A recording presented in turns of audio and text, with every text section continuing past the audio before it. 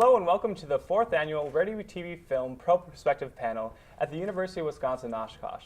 I'm Erik Cole and we're coming to you live from Titan TV Broadcast Studio on Channel 57, as well as 90.3 WRST FM Oshkosh. We will also be tweeting this event live using the hashtag RTFPro. Throughout the program, you can tweet any questions you might have for our panelists. For the next hour, we'll take an in-depth look at some ways our UW-Oshkosh alumni have been doing in the media industry. We'll also discuss how to make your career both as a college student and a professional during this panel. So let's meet the panel itself. First off, I'd like to introduce, we have Tracy Buzzell here. Tracy is a project manager with Avano and Interactive Marketing in Green Bay. Tracy is a 1990 graduate, and he has more than 20 years of retail management, social media marketing experience as well. He influences new technologies to build more meaningful relationships with employers, customers, and clients. Tracy specializes in social entrepreneurship, organizational development, and business planning. Second, we have Brenda Lee Lau here, a 1983 graduate of UW-Oshkosh, and is a writer, producer, and a director out of Los Angeles. Brenda has created some entertainment marketing campaigns for the network programs Castle, Desperate Housewives, and Grey's Anatomy. Her award-winning short film, Deadbeat, has screened over in 50 million homes and is now being developed into both a TV series and a feature film. Finally, and lastly, we have Sam Mark here, a graduate of 2008, and he's an associate producer with Urban Legend Films out of a company in Los Angeles. Sam has written, directed, and edited national commercial spots for major television networks and is a Promax, Telly, and Addy award winner. He has also worked with Lifetime, Fox Sports Network, and TLC. So I would like to begin, and a lot of students here would like to know, we'd like to take you back when you were a student, being in our shoes. And Tracy, this is first off for you. How involved were you in student organizations while at UWO? And with that, did you find being in these kind of organizations being helpful for your career now? The student organizations that I was involved with in the program were directing and producing Titan TV2, which was a live news show at that point. Then also I was involved in directing and producing we had a 1-hour recorded news show that we did once a week as well. Those were the student programs within the RTF department, and they were extremely helpful. They taught me a lot of the basics that help me now in the industry. Cool. And with that, being involved in news and the Titan TV productions that you were involved with, were there any organizations at UWO that you wish you could have attended or went to or joined for any kind of experience that you see in retrospect now? I think I was involved in all the programs that I think I needed to be involved in. In hindsight, I wish I would have done it just a little bit sooner. Some of the programs I waited until maybe my junior year to start, so I would recommend or suggest starting as soon as you can. Awesome, cool. So we have Titan TV news as well, and today we have a super cool special broadcast. We're going live at our field, and we're producing in the studio and out of the studio. So if you want to stop by after and check that out, it's going to be killer. But along with that, for you guys, what kind of organizations, we'll start with you, Brenda, first. What kind of organizations were you involved with while being a student here at UWO? I worked at the radio station. Okay. I had a couple of programs. I had a public affairs program, and I also did a jazz, like a 4-hour program on Sundays, which was very helpful because shortly thereafter I started working, and I worked my way through college. Actually, I was a DJ first at WBEV and WXRO in Beaver Dam, and then I transferred up here to WOSH, WYTL, and was a news reporter. Okay. And I did the early morning drive shift, and did that while I was still attending classes here. Awesome. And with that, did you have the intentions of moving forward with radio, or did you have film and production? At that time, I really wanted to, I think, be in front of the camera, being a newscaster, broadcaster, was my focus at the time. But then I started taking some of the writing and production classes, and actually did a trip to Hollywood that was sponsored through the university, one of the winter interims. Nice. That was sponsored by Ray Bradbury and my film professor at the time, and got the bug to go to Hollywood. That's so cool. And with that, I guess, which RTF courses did you find most beneficial for your career that you have now? Definitely the writing classes, the production classes, I remember, we made TV shows, we made films, we had a lot of great experience, that was really helpful. Cool. And I guess for you, Sam, just the same question, going back 4 years back to '08, what kind of organizations were you involved with that put you forward in your career? Sure. I produced a children's show, Titan Forest, for a couple of semesters, and that was sort of my first show at Oshkosh. I had a radio show where I played video game soundtracks, really nerdy, but I was really into it. And I think to kind of go off one of the other questions you had was about what ones did you not do. I was not part of NBS or Film Society, and I really regret that. It would have been a nice foundation for what I'm doing now if I were in those organizations. I was playing football also at the same time for Oshkosh, so okay. Just those were all I could do in those moments. But if I was a little more geared toward, I would have loved to have done Film Society and NBS. Awesome. And then with that, I guess, what kind of RTF courses did you find most beneficial that filled that void then? By not being in those organizations, but with classes, what do you think best prepped you for, I guess, the real life? I think Brenda hit it with the writing courses. I think I took Doug's screenwriting class.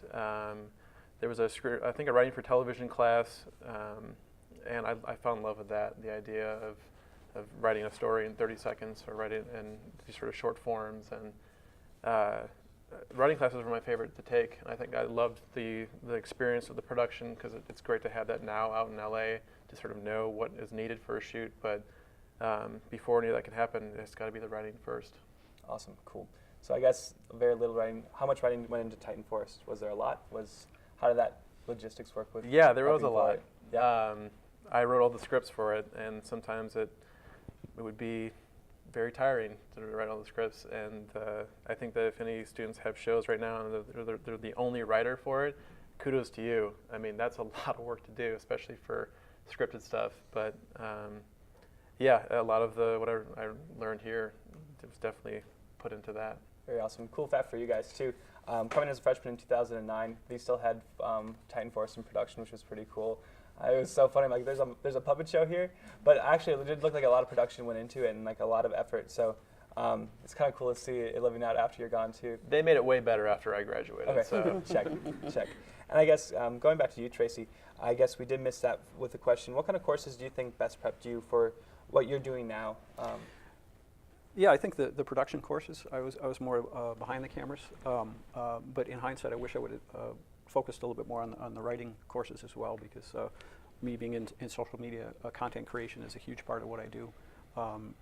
So it's a little bit more of a struggle now that I didn't have those basic skills back then. But the production courses and then doing the TV shows helped me put that into practical application. Sure. So it sounds like I have a question that you all can answer, and it kind of points at the same thing. But what do you think RTF program itself needs in order to keep up with the industry? It sounds like you're emphasizing writing a lot. But we'll start with you, Tracy, again. First off, what kind of programs do you think would be pretty important to have built into a program that you didn't get experience when you were a student with your undergrad? Well, it's interesting. Just touring the studios and all the equipment upgrades and everything like that, it looks like, especially in my part of the industry, which is social media, it seems like you're doing a fairly fairly good job here in the program, keeping up with a very fast-paced, quick-changing industry. I guess if there's one recommendation that I have is in my world, mobile devices and mobile content is huge, and it's a totally different type of content development for mobile devices than it is for television or radio or desktop computers. So that would be my recommendation. Awesome. So mobilizing, all that kind of stuff. Okay, cool. And then with Brenda, on top of that, aside from mobile devices and the new sorts of social media, is there anything that you've seen in the industry that you would advise the students to try to pursue? If it's not available in classes, what can the RTF program build up for that you're seeing in the industry today? Well, no matter where the industry is headed, I'm not sure where television will be, 5-10 years from now. Probably be all online, I'm figuring. But it's still learning to be a good storyteller. Whether you tell that story in 2 hours or 90 minutes, or you tell it in 60 seconds. Learn how to tell a story that gets people's attention, that gets your work noticed, that you affect people. That would be the thing that I would recommend. Okay. Also, know how to edit. That's a constantly changing craft, but definitely it's very important. Okay, and then for yourself, what kind of editing systems do you see most in the industry out in LA where you're working? Pretty much Avid is industry standard. At ABC, we are on Final Cut, but now with that changing, going to 10, I'm not sure where we're going to be ending up. Cool, awesome. And I guess, Sam, the same question for you. If you could implement one more thing that you didn't get to learn here, what would that be for our students to have an insight? Brenda keeps taking all my answers. Avid. How many people here know Avid? 1, 2, 3, 4. Yeah, not enough. I didn't take a single class in Avid. I never looked at the Avid. I looked at it and saw it and said, no, thank you, and really regretted it when I left. Okay. Our company only works in Avid. We have 7 editing Avid bays, and wow. I had to learn it myself with my boss on weekends. Okay. And with that, boss, I guess we'll move into the next section a little bit with internships. Is that where you got your first experience with the Avid? Is during internships, or how did that look? Yeah, I had Final Cut on my home computer, which I used all through Oshkosh. But since I got to LA, the internship I got was with the company I work with right now.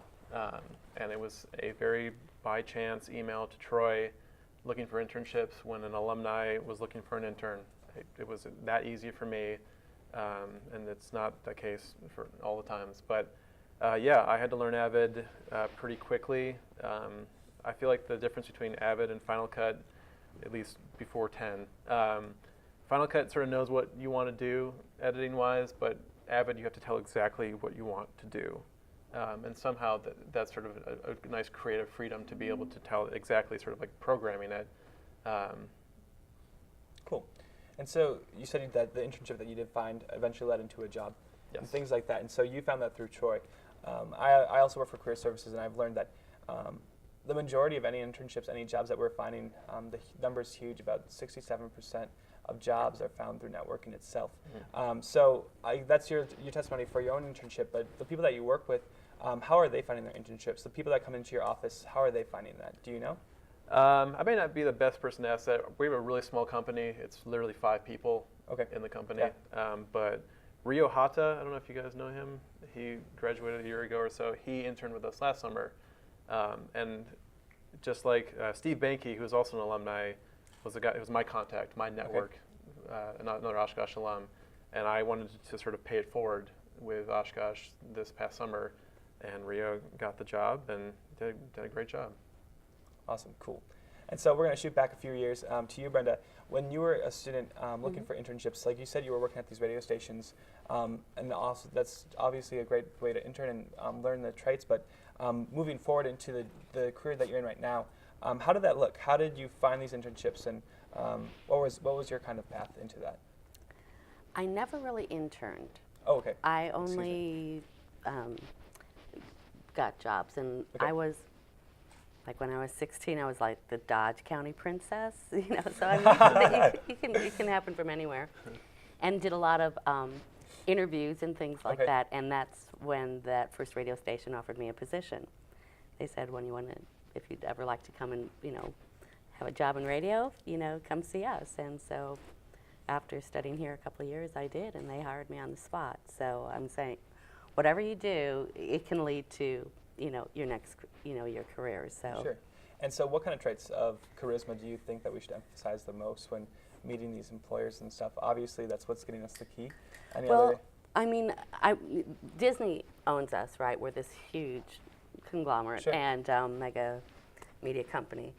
And all the studios, and I'm not sure about locally, they all have amazing internship programs, and and they're all paid internships. And I would highly recommend going online, looking at all the studios. They all have applications. They take people from all over the place. I've actually hired 2 interns myself that, have worked out really well. And there are a lot of opportunities for people. Cool. And I always say, be the first to arrive, be the last to leave, and be willing to do whatever offer help, you know, even if you're not asked to do something, just keep offering and saying, you know, I could really help you with that, or you know, or if they don't have an internship, say, you know, I'm really interested in what you're doing. Could I shadow you? I'd really like to learn more about what you do. And just get to know people and just, you know, keep in touch. Cool. And so you definitely, I'm glad you mentioned that with the bigger studios out in LA, that's kind of the trick of the trade. So focusing more locally, for you, Tracy, what did you find most useful when you went out into your internships at first? Like, where did you start, and also along with that, what do the internships in the local area of Green Bay look like? Since that's where you're based, how do you see it? What's the feel for it? Actually, I had a summer internship. I believe it was my senior year, and I think I just found it by posting on one of the corkboards out in the hallway here. You guys have it so much better nowadays with social networking and using the different tools that you have, the Facebook groups that you guys have set up. You got LinkedIn. You have all these social networking tools that you can connect with people. And you guys are in the best position right now to go out, and you can basically just ask any sort of CEO or company president or whatever for information and ask questions about the industry, and more than likely they will sit down, because you're young and don't have any experience in the industry right now. They'll probably give you an hour of their time and sit down with you, have lunch, and give you advice and consult you on things that would cost us thousands of dollars to do. Sure. So. Awesome, cool. And so with that, after graduating, we'll start with you, Sam. Is it better to take the first job offered to you, or obviously I guess you just jumped right on that and that's how you stayed with that? Yeah, I think that if a job is offered to you right after you graduate, with the economy, whatever it is, like, take it. And not just because like that you can or whatever. It's when you, especially when in LA, you are at the bottom. It's sort of, they don't really know about your NBS awards or whatever you've done in Oshkosh. They just know that you want to work.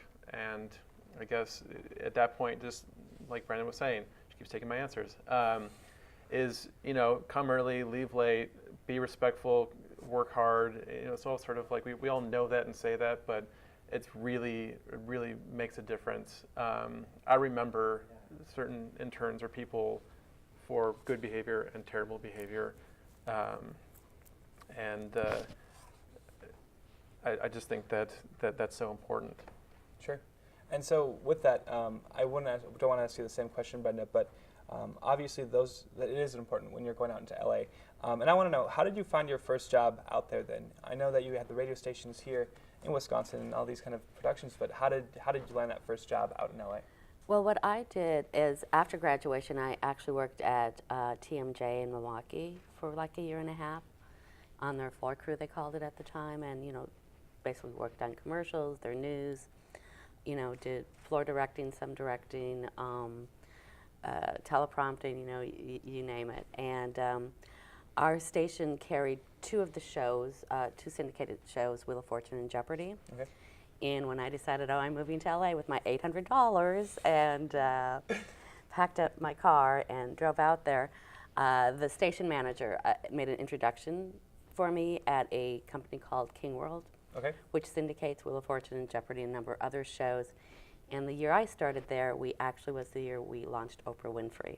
Whoa, good So I was part of that wow. team. And so it was just going out there. I made a lot of phone calls, set up a lot of meetings, and just was very persistent. Join organizations wherever you are, you know, get to know people.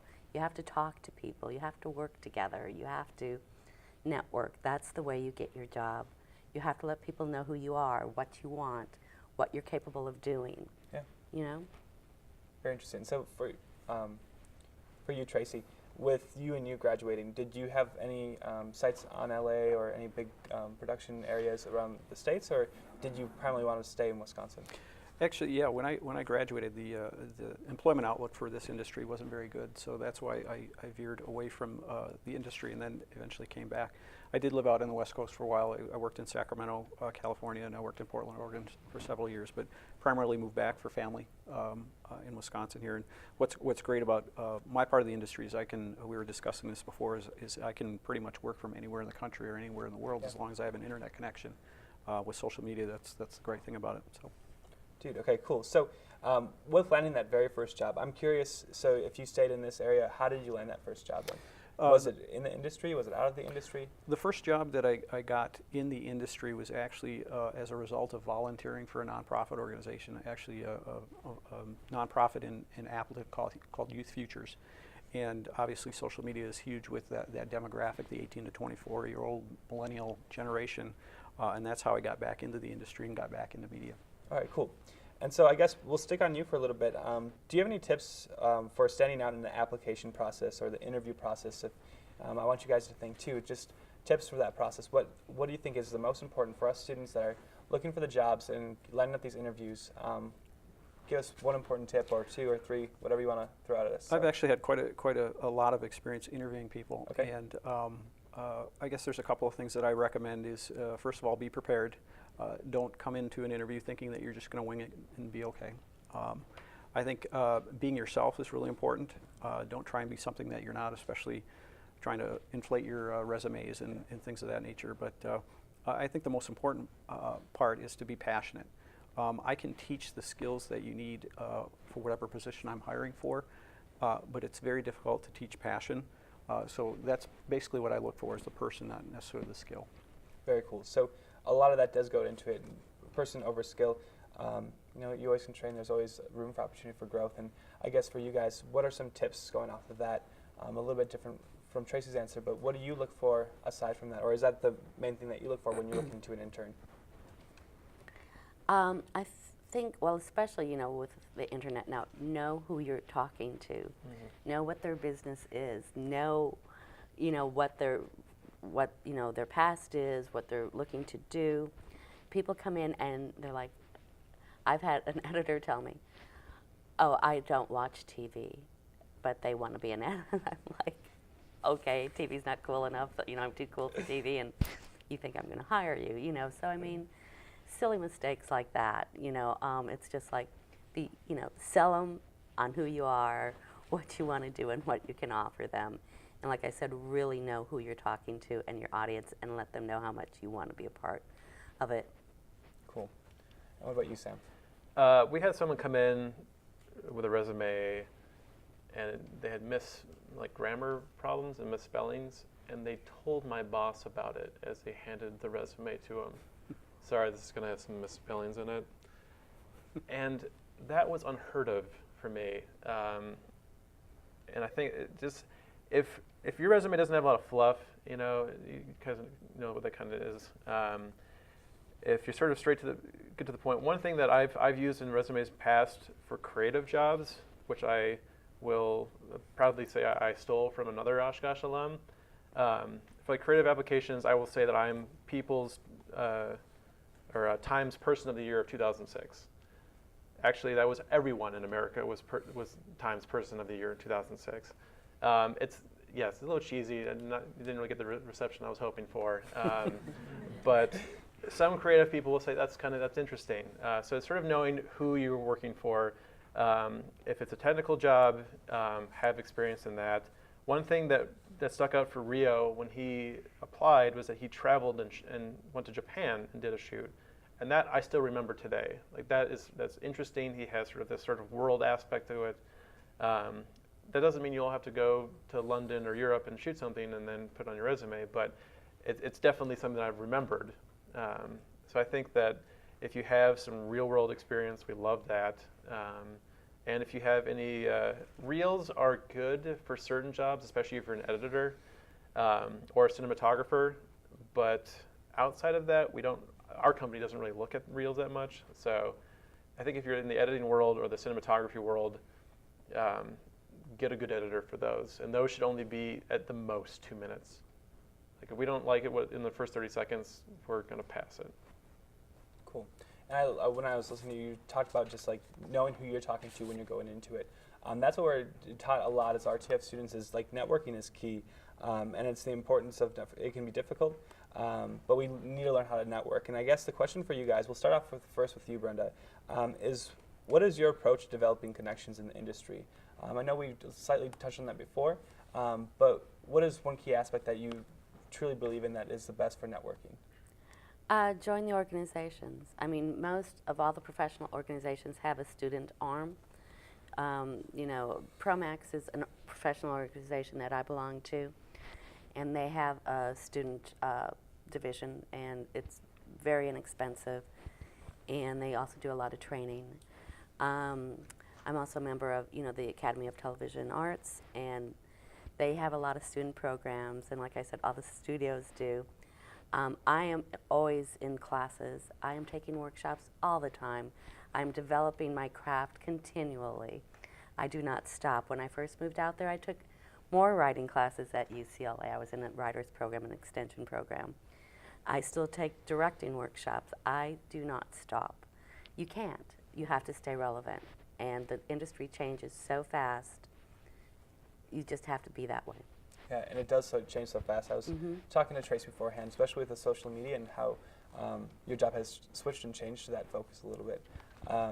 So I guess for you, in the Green Bay area for networking, what is your biggest suggestion for the Fox Valley? What can we do as students if we plan to stay in the industry around this area? What can we do to better network ourselves? Well, I mentioned before, social networking tools obviously are huge. LinkedIn, Facebook, the Facebook groups that are created for the program here. I think something, and I mentioned it, I touched on it briefly, is I think volunteering is really important. It's interesting the kind of opportunities that you create or the people that you meet when you volunteer. For example, in the Fox Valley area, there's an economic development organization called the New North.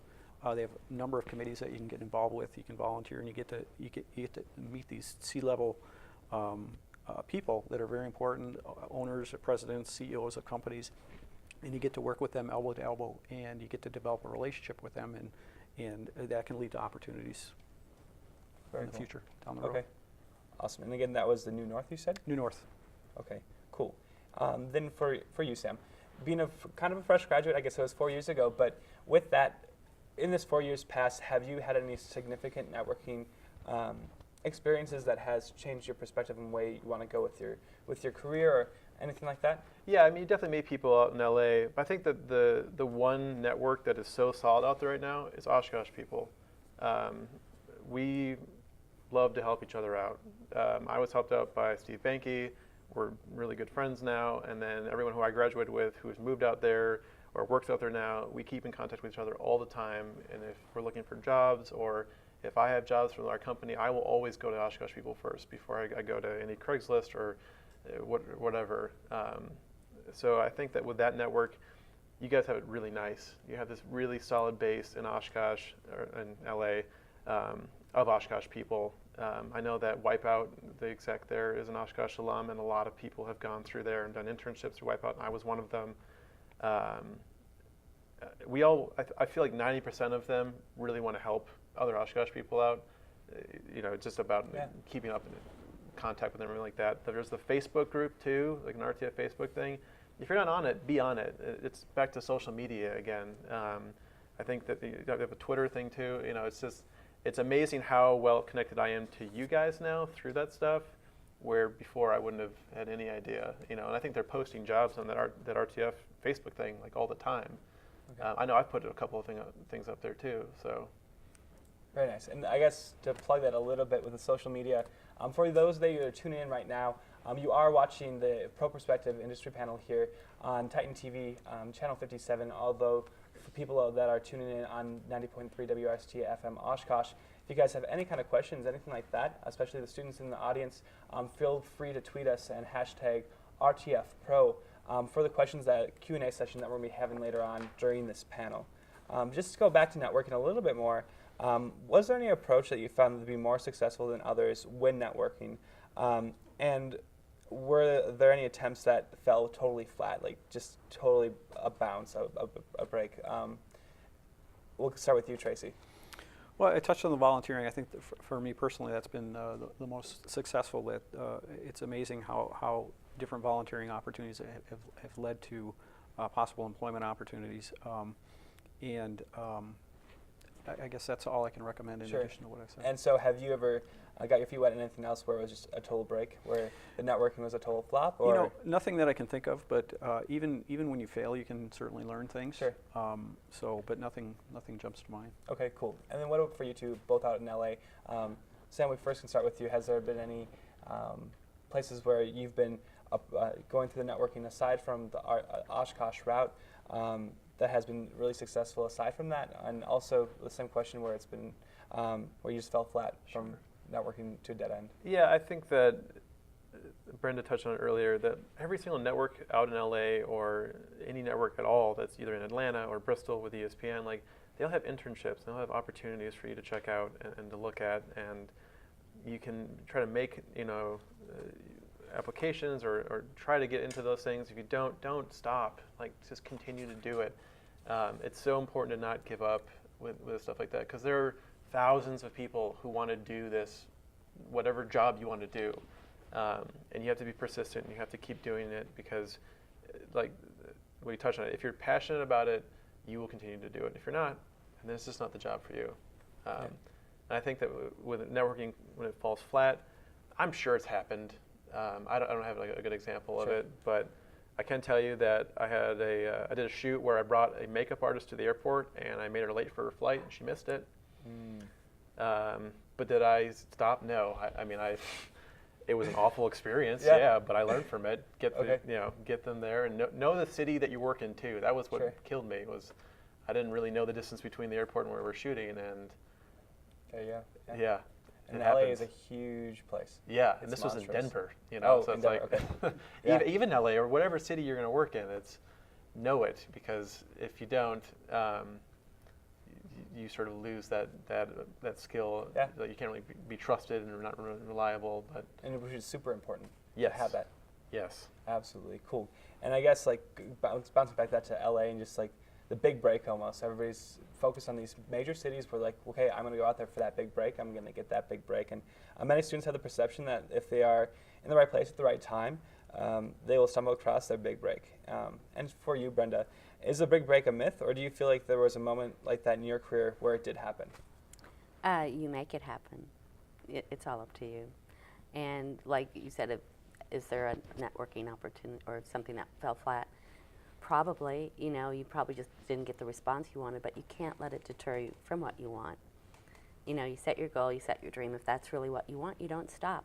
Just know each time you do it, approach someone, talk to someone, send out another letter, another email, or whatever. You're getting better.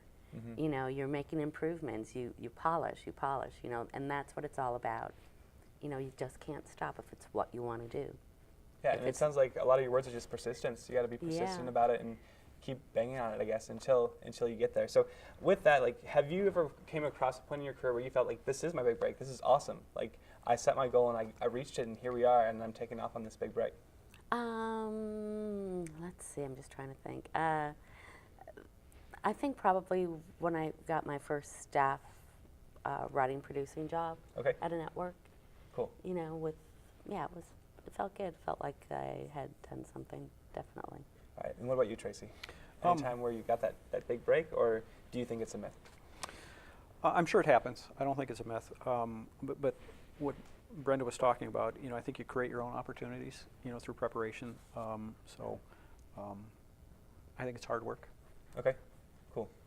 And I guess with that, you work out of Green Bay, and what influenced your decision to stay in Wisconsin? So I truly believe that hard work can be put anywhere, and if you decide to stay in Wisconsin, if you decide to go out to LA or Denver or Atlanta, anywhere, obviously it is that hard work, but what was that main influential factor that made you stay in this area after you got back on your feet into the industry area?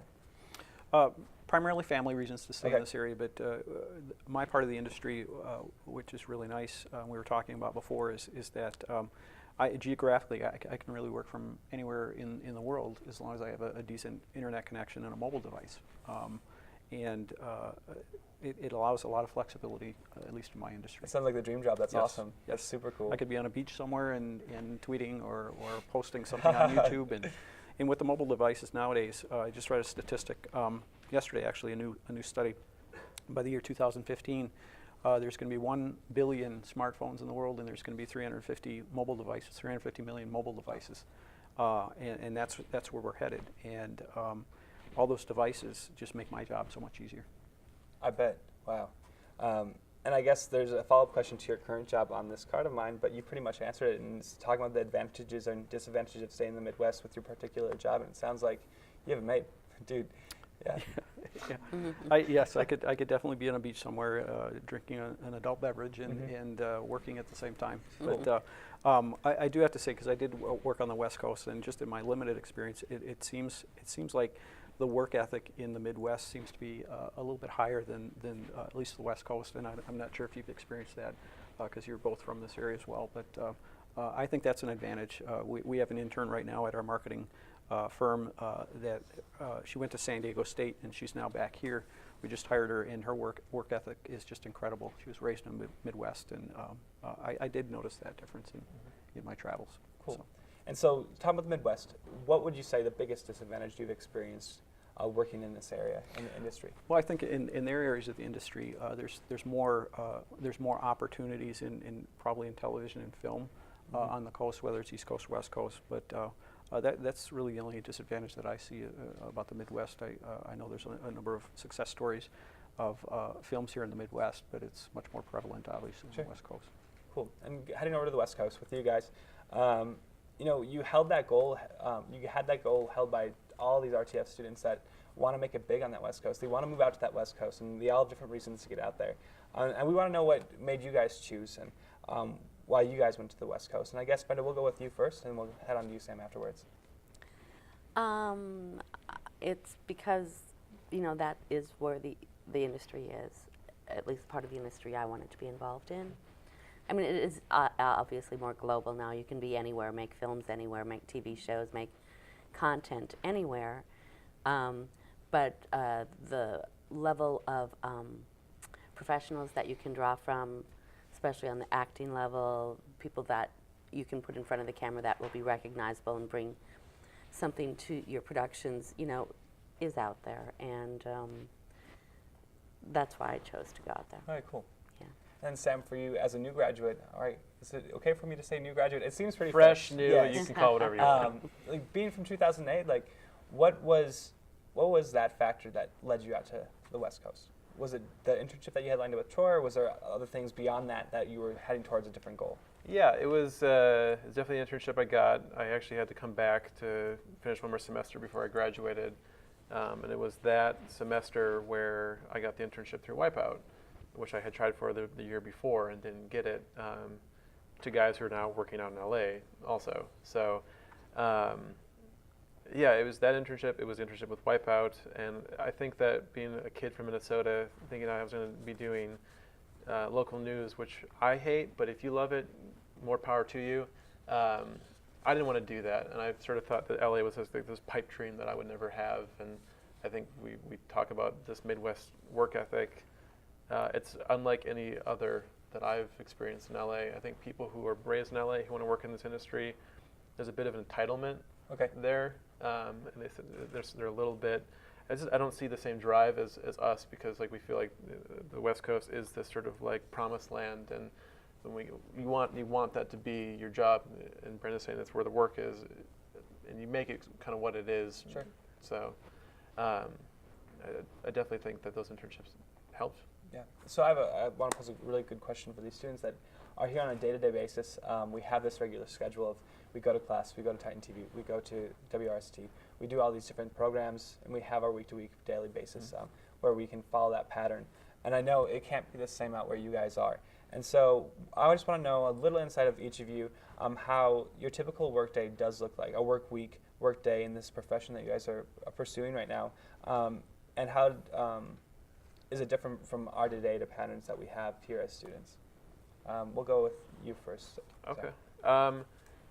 I guess a little background. My company makes commercials and promos for Fox Sports Networks, mainly, and we work with TNT and TBS. And we either pitch ideas or we get projects from these networks to say, hey, make this 30-second spot about the UCLA-USC game. So we'll write it, we'll find footage for it, we'll make sure all the players are good and not suspended or injured, we'll cut a piece with our editor, we'll mix it with a sound guy who could be living in Wisconsin. He lives in, like the sound editing jobs or the sound mixing jobs, the graphics guys, they are the people that can kind of live anywhere they want and still work in LA, you know? Yeah. We have a guy in New York who does most of our graphics, and it's nice because whatever from 9 to noon for him is, 3 hours for us. So as soon as we're there in the morning, graphics are ready to go. Perfect. It depends because each project is so. What I mainly focus on is writing scripts for college football this season, and that's get the script Monday, make a cut Tuesday, mix it Wednesday, ship it Thursday. Cool. So that's kind of what your work week looks like. And Brenda, I would like to hear from you too. With the things you do, what does your work week look like? Well, I'm at a network, and we have 22 hours of primetime programming that we promote each week. Currently, I work on Once Upon a Time and Revenge and 666 Park Avenue. And so every week, mainly we do a trailer for those shows. We do a 30-second commercial promoting those shows, a 15. I just finished this huge campaign, which was a 60-second, that was all original shoot footage that we shot in Vancouver and Los Angeles. And that we started in July. I delivered at the end of September. It's all visual effects. It was like $1 million production. And my day starts at around 6 o'clock in the morning. I get up and I do my morning pages for my own writing because I also still pursuing my dream of doing my own films. I get to the studio around 9:30, 10 o'clock. I'm there, I'm writing, producing, I work with an editor, and we have about 2 or 3 days to get a 30-second promo completed through all the approval process and on the air. I deal with record labels. I use a lot of commercial music in my work. I also deal with composers and do original work. I work with graphic designers. I work with all the different development people at the studio. I work with the show producers, creators, and I get home around 8 or 9 o'clock at night. Long days. Mm-hmm. Long days. Yes. And I think we're all kind of expecting that too. So it's just a little real life sample of that now. How long are your days, Sam? Yeah, it's about like 9 to 7, 9 to 8 sometimes. All right, cool. Then heading over to you, Tracy, with the things that you're doing here in Wisconsin, what does your especially with your kind of media that you're working with, what does your day look like? There is no typical day. As a project manager, I wear many hats. I do sales, I do video production, I do copywriting, voiceovers. I leverage third-party tools, marketing technology tools to communicate with whatever audience we're trying to communicate with, whether it's Facebook or YouTube or whatever.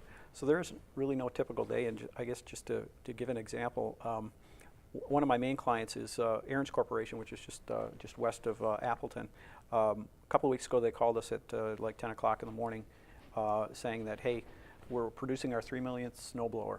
Okay, we're going to do a special paint job on this. Can you come over and video record it? We grabbed an HD Kodak camera, a monopod, and a lav mic. We went on site. We were there 2 hours later. We didn't know what we were running up against. We didn't have a script. We didn't know what we were shooting. We didn't know if there was going to be anybody there to interview. We got there. We shot about an hour's worth of video, brought it back to the office, edited it in iMovie, and a day or two later, we had 4 YouTube videos that we were sharing with their audience, on their 10,000 fans on Facebook. So that's sort of the extreme of what can happen, okay, just cool. at a moment's notice. In our industry, it's important to be flexible and react to the client. So. All right, yeah, and the thing that I've been noticing lately too is that with these iPhones, with these iPads, editing software is being put on them, where jobs like yours especially, you can even film it on your iPhone, whip together on an iMovie application on your phone, and you post to YouTube. The same client, Aaron's, a week or two after the example that I said, they actually did an event where they were promoting this 3 millionth snowblower. We did streaming video for that event, and it was on an iPhone. We had a microphone hooked up to it, and we created a Ustream channel for them, and then also fed a custom link or a custom tab into their Facebook page, so their Facebook fans could watch it as well. So.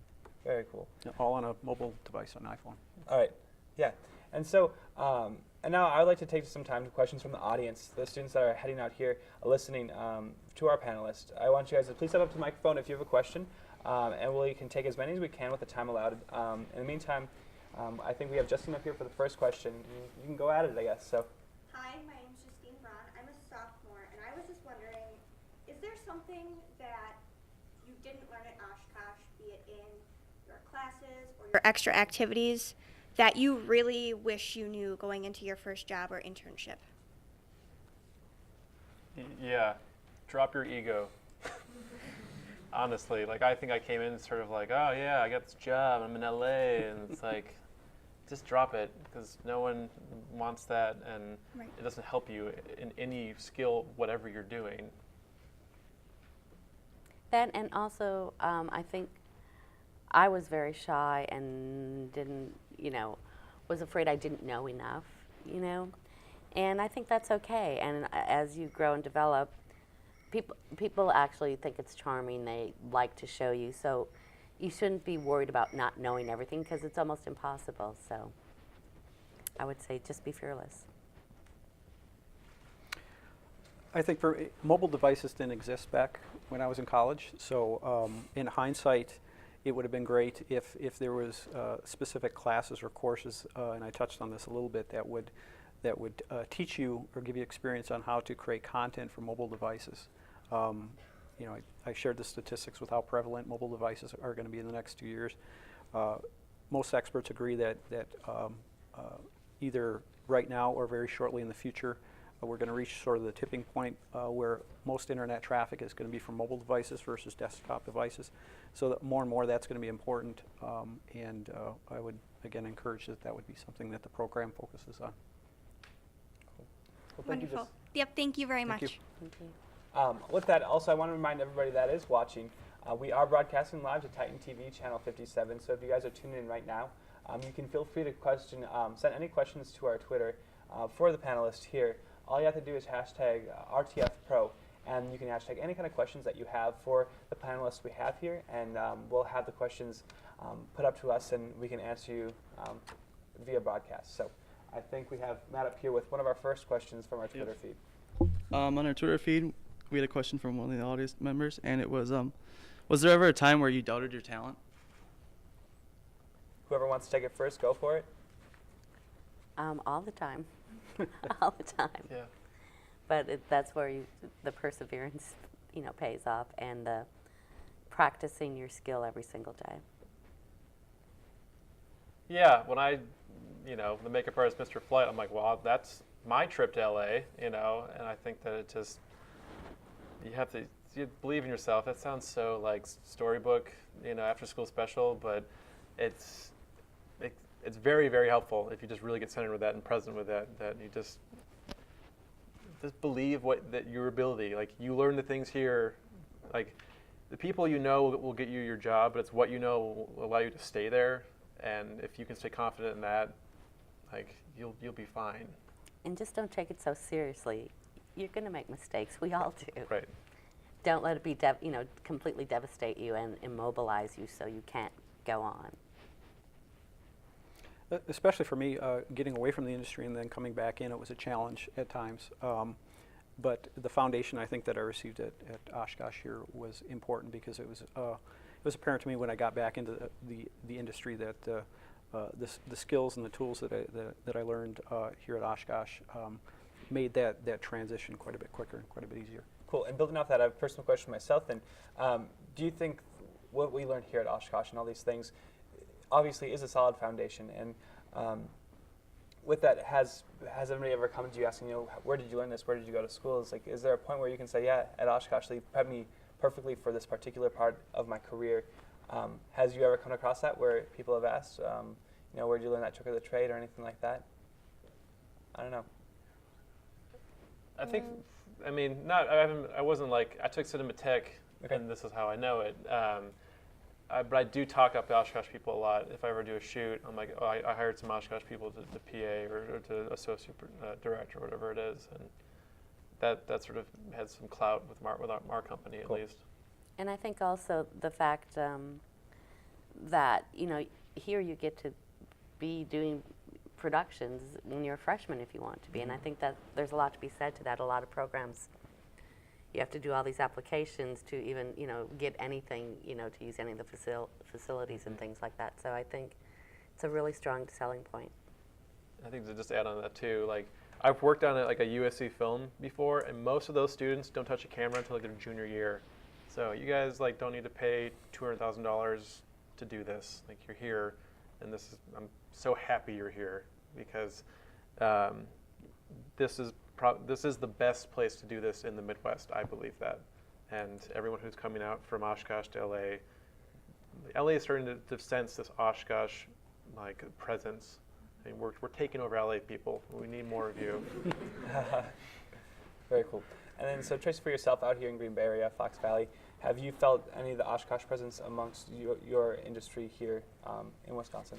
I think the program has a very good reputation. I think since social media is relatively new, I haven't run across any situations where I've either connected with people from the program in social media, but I'm sure that will happen.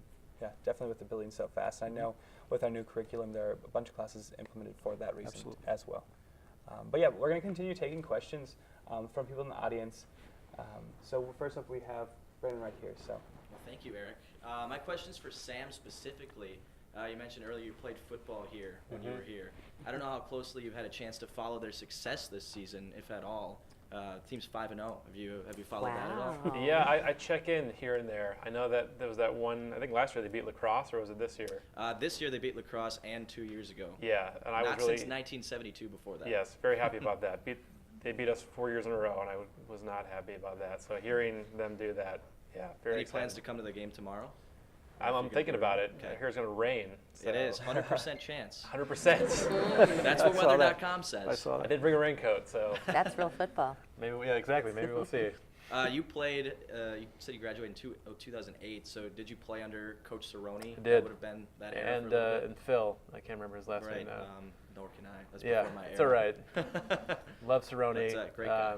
He's done an amazing thing with the team. I could literally talk about Titan football all day. But So could I. So I mean, if you want to hang out after, feel free to stop in the press box by us. let's do it, Brandon. 1:30 tomorrow. Titan 57. Titan football against. I like this UW guy. Platform. All right. But anyway, we're here to talk about careers. So can you talk a little bit more about the stuff you do with Fox Sports, college football wise? Yeah. I'm sort of like the sports junkie at my company. I'm literally in fantasy football leagues just to keep up with sports. I'm not really a basketball guy or a baseball guy, but I've joined the fantasy basketball and baseball, and because of that, I know who's injured, I know who's good, I know who to use in spots. But my wheelhorse is college football, and we work primarily with the Big 12, Conference USA. That's mainly who we do promos for. We were doing the Pac-12 last year, but they have their own network now, so they're kind of doing their own promos for it. And I didn't take a single, I didn't do a single show about sports when I was here. I love sports, but I was never part of. Did you guys still have Inside the Locker Room? Nah, not anymore. Okay. That died a couple of years ago. Okay. But I never did anything like that. But I liked writing. I liked sports, and when you get projects like that, you kind of have to. Whether you're into baseball or basketball or whatever, if you're not into it, you kind of have to get into it and stay up with it. Well, I will just end by saying that my favorite part about Fox College Football, besides the writing, of course, is the thing they did with the theme, taking the NFL theme song, which is iconic. Everyone knows that, and they made it into a marching band theme. So that's awfully cool. Kind of off topic, but I just want to throw out there. They're using it for everything now. So yeah, wasn't my decision. So. All right. Well, thank you very much. Hey, Cool. Thank you. And ladies and gentlemen, that is how you start to network, even via live broadcast, I guess. So that's pretty cool. And also, I just want to keep reminding you guys out there that are watching, we do have about 5 more minutes with this industry panel here, Pro Perspective panel. So if you guys are out there watching on Titan TV or listening on 90.3 WRST FM Oshkosh, definitely tweet in. We do have another tweet that we did receive for the panel, and Matt, you can go at it. Yeah, the tweet is, would you say that you have reached your dream job, or is there a next step to your profession? Wow, it's good question. I can, I guess, answer. In my part of the industry, we were talking about this before, again as well, is our social media changes in weeks and months, literally, significant industry changes. So my job will look completely different probably in 6 months to a year from now. And if you're thinking about going into social media, you need to be comfortable with that level of change. We tell our clients all the time, social media is messy because what is hot now will be gone maybe in a year and a half, 2 years potentially. So it's trying to adjust to that change that's the challenge. I'm very happy. I mean, I love what I do. I work with some of the best creatives in the business. I get to create on a daily basis, but I still have other aspirations, like I mentioned earlier, to make my feature films and get them distributed. So the journey continues. That's kind of what a creative job is. Yeah. Yeah, I love my job too. I'm an aspiring screenwriter on the side as well, and Titan Force was sort of like I like children's programming and cartoons, and I would love to be an animated screenwriter. So, cool. Yeah. Awesome. I think we do have another tweet. Yeah, we have one more. Is it hard to balance your jobs with things like raising a family and that kind of thing? Yes. It is difficult, but priority is family, and that's one of the reasons why I moved back to the Midwest. We talked about that before. So priority, I have 3 daughters, and actually we were talking, I also have a guardian daughter or a foster daughter that we had living with us that we still keep in touch with. So family is the most important, so you have to work the job around that. And especially in Los Angeles, because most everyone's transplants, so you don't have a lot of family to help you. So the partner you choose to be with is very important. They must understand basically having a career like this is a lifestyle. I had a bamboo stick that I was trying to grow, and it died. So, yeah, that's my experience. All right, so we have about a minute left for any more tweets or questions. We just gotta keep it on really short and sweet. So, Mike, if you have a question, just direct it to one of the panelists up here, and then we'll wrap it up. Okay, well, I did briefly want to try to go to everybody. And hello, I'm Mike. I'm the promotions director for Titan TV. But anyways, I'll get to the point. So we were talking a lot about the Oshkosh pool in LA. And then also, I'd like to say welcome back. Thank you for coming here. We have this network built. I'm wondering how you keep in touch, and if you do keep in touch with past RTF alumni that you knew. And if you do, how important is it to you, and how do you go about it? Cool. Since we already touched on it with Sam, we'll ask you, Brenda, being out there in the outlet or out in LA. So. We have drinks every first Thursday of the month. A group of us is how I keep in touch. I mean, unfortunately, when I graduated, we didn't have this type of social networking, which is really fabulous. I've actually reconnected with a lot of people and would love to be more in touch with people.